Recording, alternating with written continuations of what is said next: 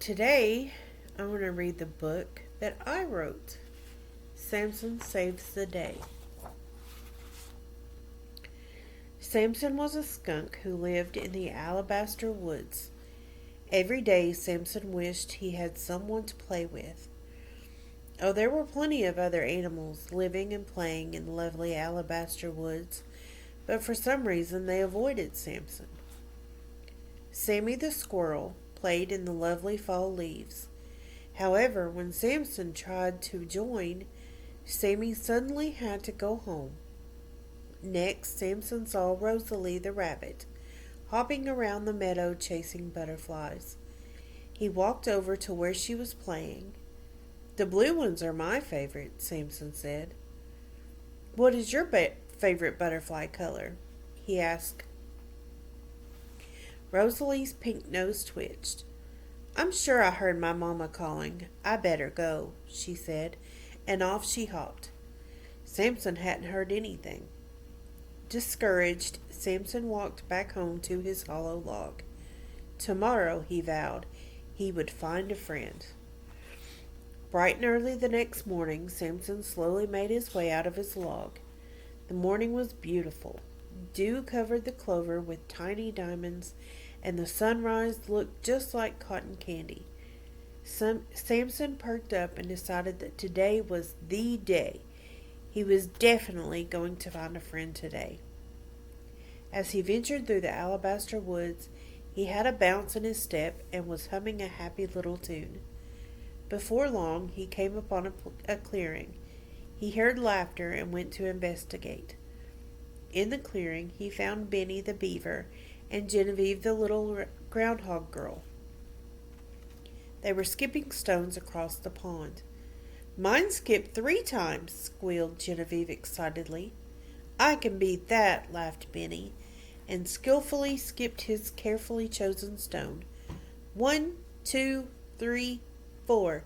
"That was almost 5," exclaimed Benny. "No way," laughed Genevieve. "It was only 4. Samson decided he could surely skip a stone at least 3 times. So he walked over to the water's edge. "Can I have a turn?" Samson politely asked. Benny and Genevieve stammered. "Oh my, I was supposed to help my dad cut down some trees," Benny said as he hurried toward the other side of the pond where the new beaver dam was being built.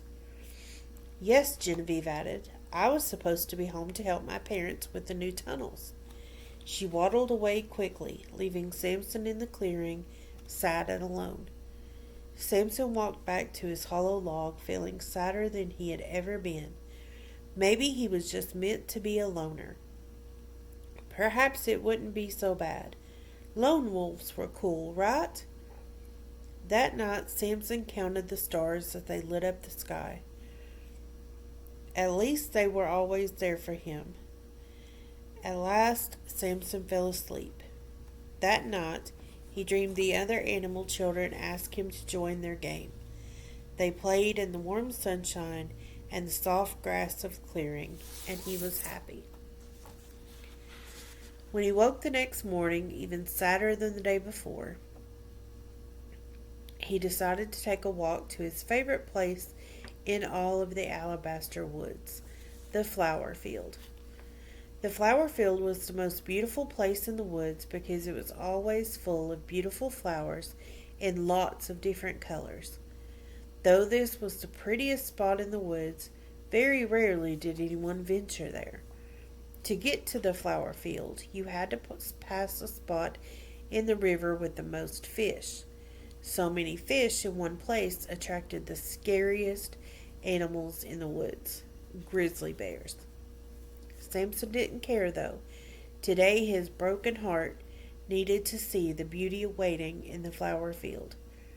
As he got closer to the part of the river that was full of fish, Samson heard the shouting of voices of the other animal children.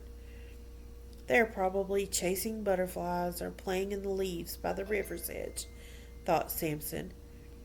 Samson moped on, knowing he wouldn't be included if he went over. Suddenly a sound stopped him in his tracks. He knew that sound anywhere. A bear. In the fall, the bears were more bad tempered because they were trying to prepare for hibernation. Samson decided he couldn't just walk away without knowing if the other animals were okay, even if they didn't want to be his friend. As he got closer to the river, he realized the sounds he heard were not joy and laughter, but fear.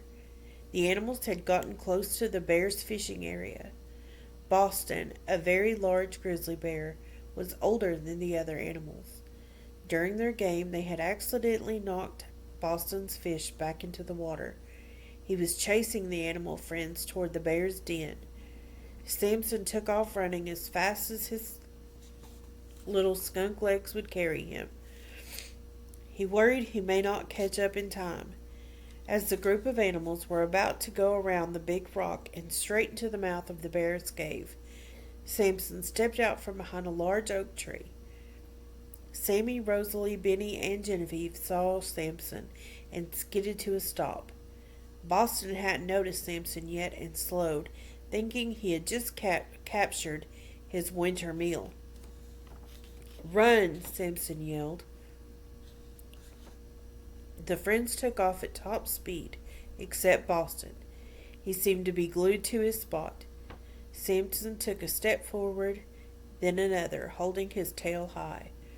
Of course, everyone knows what happens when a skunk's tail goes up. Boston turned and ran as fast as he could in the other direction.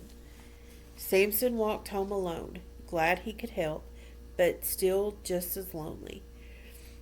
He was happy when he was back in his hollow log, staring up at the night sky full of his lovely friends, the stars. The next morning he woke up, stretched, and slowly walked outside, expecting another day of being alone. He was very surprised to find the other animal children outside his log. Sammy, Benny, Rosalie, and Genevieve were all waiting for him with smiles on their faces. They all told him how sorry they were for not being his friend, and how they had learned their lesson about judging others. They were so happy and thankful to Samson for saving them from Boston. They wanted to play any game that Samson chose. "Do you want to play in the leaves?" asked Sammy. "We could chase butterflies," Rosalie suggested. "Blue is my favorite, too." "We know you could skip a stone at least 5 times," said Benny. "Easily," said Genevieve. Samson thought for a moment and said, "I think I will go to the flower field. Would you all like to come with me?" That sounded perfect, so they all headed out together. When they got there, they had so much fun. They chased butterflies, tossed pine cones, and laid in the soft grass looking at the clouds. That night, Samson went back to his log, happier than he had ever been. He stretched out under the night sky and told his friends, the stars, about his wonderful day and his new friends. The end.